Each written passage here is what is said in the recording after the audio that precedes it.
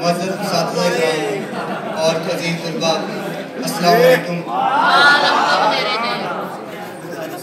उजाला college एक platform जहाँ से मैंने अपने करियर का आगाज़ किया, उसमें जनाब director of Ujala college Salim Khan साहब और जनाब डायरेक्टर ऑफ उजाला कॉलेज हिलना गुजरा उनका बेहद मशहूर।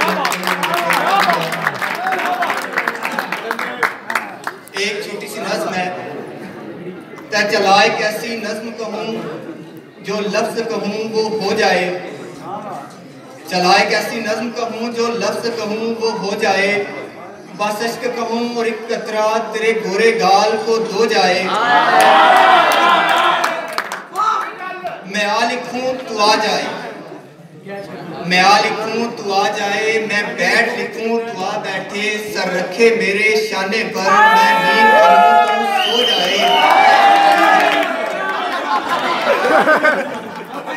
मैं कागज पर तेरे होंठ लिखूं, मैं कागज पर तेरे होंठ लिखूं, तेरे होंठों पर मुस्कान आए, मैं दिल लिखूं तू दिल थामे, मैं गुम लिखूं दिल खो जाए।